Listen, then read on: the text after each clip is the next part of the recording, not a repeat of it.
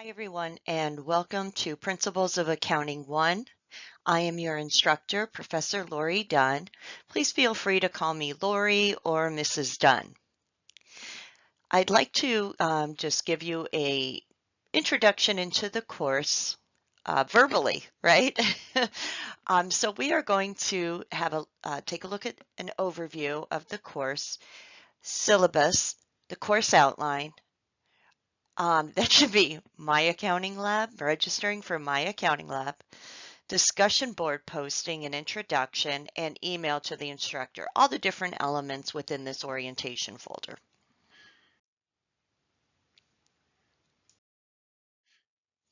So let's get into a brief overview of the course. It's pretty blank there, right? There is nothing to do, I guess. No, that's just a joke. But I just wanted to talk through a little bit.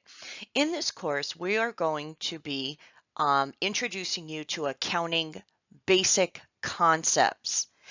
The first 4 chapters are probably the most important chapters of your whole accounting coursework, whether you're an accounting major or a major that requires accounting 111 and 112, it is imperative that you understand the information in those 4 chapters. You cannot get behind, and you must understand one chapter in order to proceed to the next. So please, heed the warning, right? It's not to scare you. It's just to let you know up front. It's not, I don't get chapter 1. Oh, the heck with it. I'll just go on to chapter 2. So if you're struggling at all, email me, call me, let me know, and we'll work through it with you so that you're successful for the course. Your book, which we're going to look at in a second, we're only going to complete the first 10 chapters, and we skip chapter 7. If you're required to take Accounting 112, Principles of Accounting 2, then you will use this book and the access code that comes with the book for that course. So please keep that in mind. You don't want to sell this book back. Also, I encourage you to take Accounting 112 in the summer or the fall session because we will be changing our book for accounting in the fall for Accounting 111. So as of the spring of 2020, we will be using a different book for Accounting 112. So you want to keep that in mind. Okay, so let's get into some of the specifics of the course. First of all, here's the syllabus. This is the standard syllabus every Accounting 111 class receives. And it just talks about the goals and objectives of the course, what kind of learning outcomes you will have when you complete this course, and basically the schedule of events. The outline, though, is our specific contract. What's going to be required of you to complete within our course? So that you want to download and make sure that you're very familiar with. So I'm going to bring out a couple of the key areas here. First of all, here's my contact information. I do have physical office hours on campus, Tuesdays and Thursdays, 8:30 to 9:30, and Fridays, 11:05 to 1:05. Now, I know some of you may not be able to get to campus, so if we need to meet online, we can. We could schedule a meeting, and we could actually meet over the internet using Blackboard Collaborate. And it's not something hard to use. It's in your course, and we could work through it, or we could talk on the phone, or we could communicate via email. But please know that there are ways to communicate with me, and if I need to go over something with you in more detail, we could do it together online.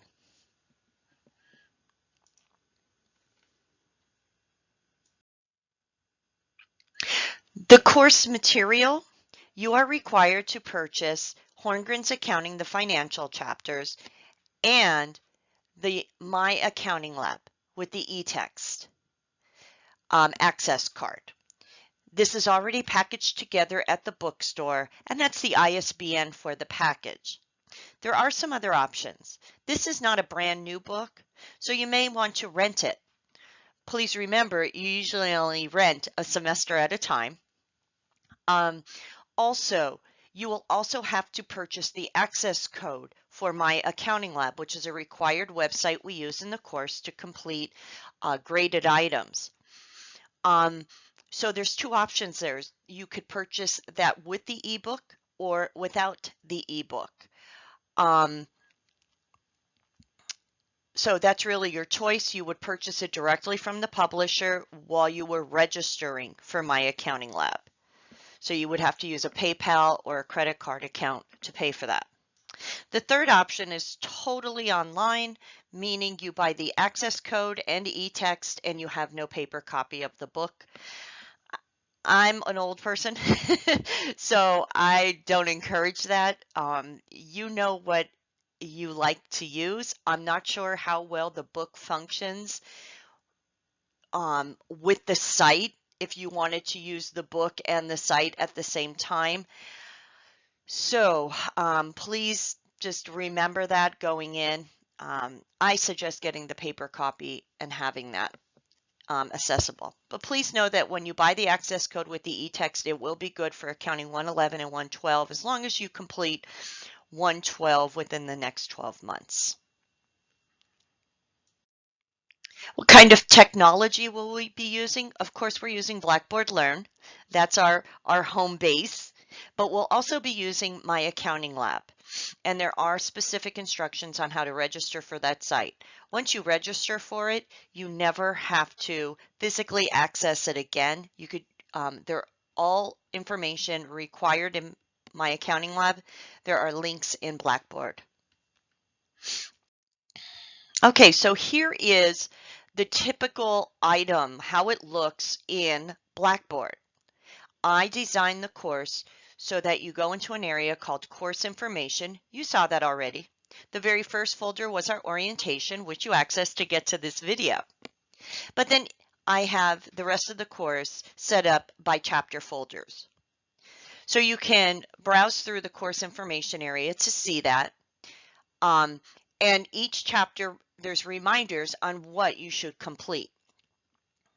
You should read the chapter, and in a second we're going to go to the next slide to look at those items. So please keep that in mind. There's always reminders there. There's also folders in the course information area for you to access tests and a project.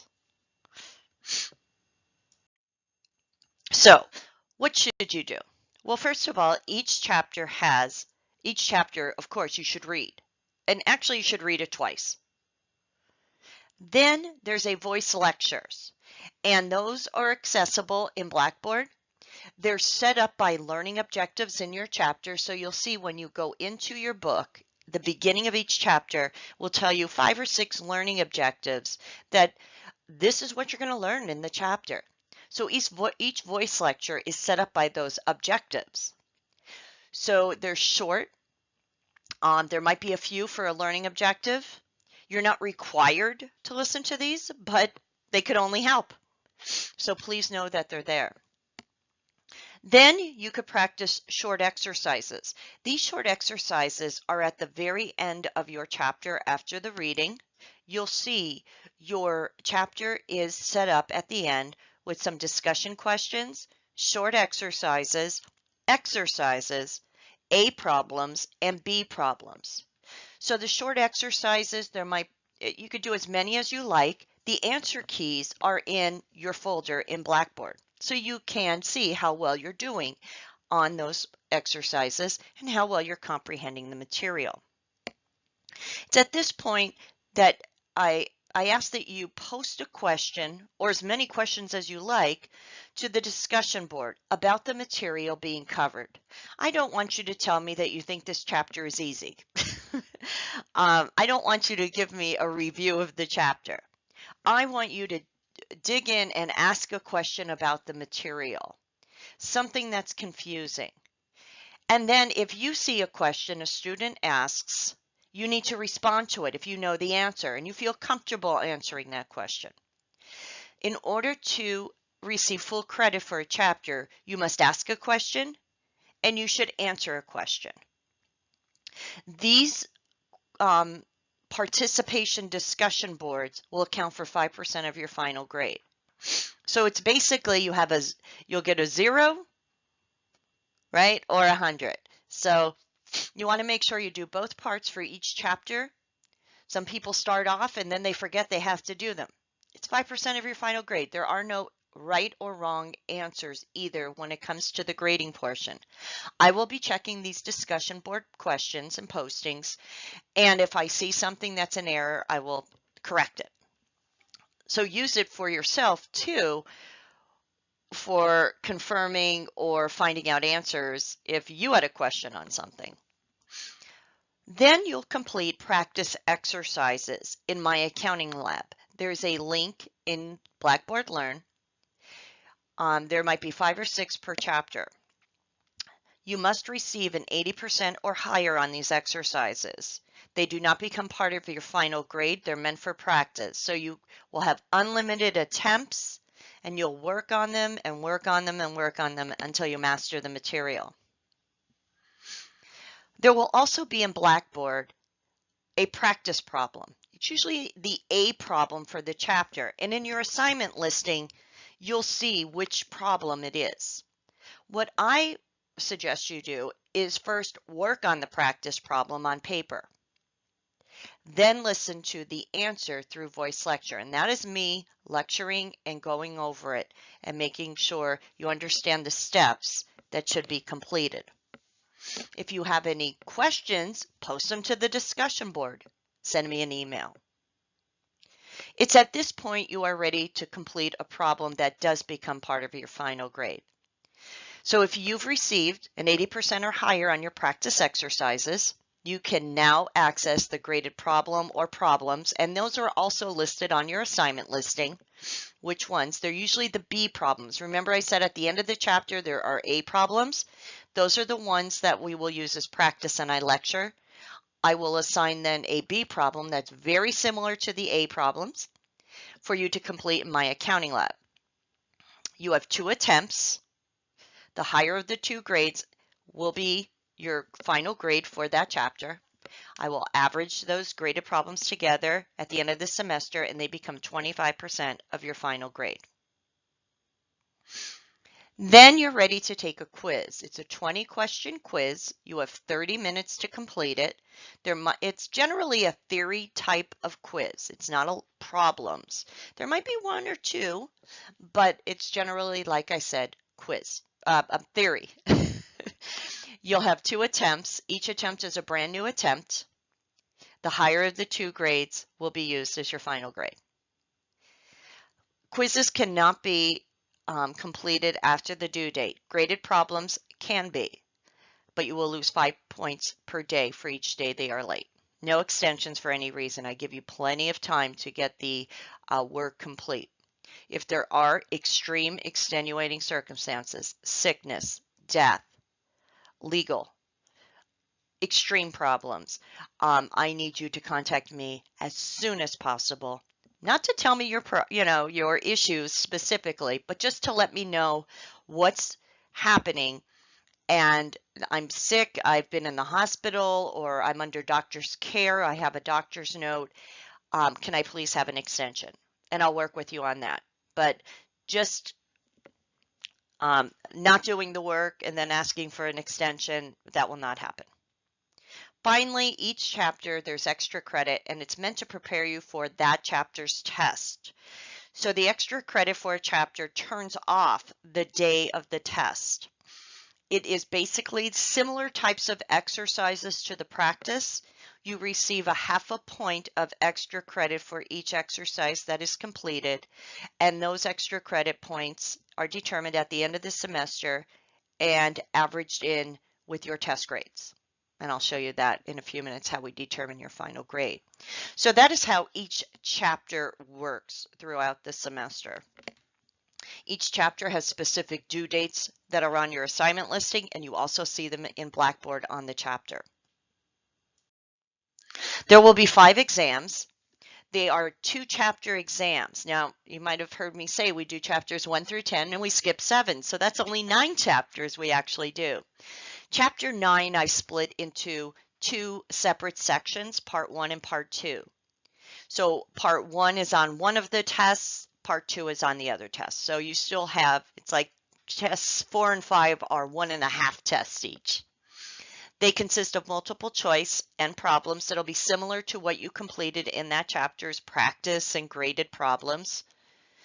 Everything is completed through My Accounting Lab. There will be a link in Blackboard for the tests. Tests with your extra credit are all averaged together at the end of the semester and become 50% of your final grade. As noted in the outline, any type of work you may do on scratch paper to help get to an answer for a problem, please scan it or type it into an email and send it to me within 20 minutes of completing the exam. And I will use that for partial credit purposes. So please keep that in mind. I do have a reminder on the test folders. Finally, there's a project that will be due. The project is what we call a comprehensive problem of the accounting cycle. It is in chapter 4, and it's specifically the pages and the problem number are in the course outline. So you really can't 100% work on this problem until you are finished with chapter 4. The good news is by spring break, we will be done with chapter 4. So that's a great time for you to work on the project. And I encourage you to complete this project very soon after completing the first 4 chapters. Don't wait. But it isn't due until May 5th. It becomes 10% of your final grade. Now, you will be completing the project in an Excel workbook. You can enter the information within Excel if you're comfortable, or you can print out the workbook, complete the project, scan it, and send it and put it into the Dropbox. The project folder is at the very end of the course information area, and the Dropbox was within the folder. If you have any kind of questions at all on this project, please ask. I will create a video more towards the end of chapter 4 explaining the project in more detail. As of right now, though, it wouldn't do much help for you. I just want to make you aware that you have the project, and then as we get into the material and you're accustomed to some of the terms, then we can go over the requirements of the project.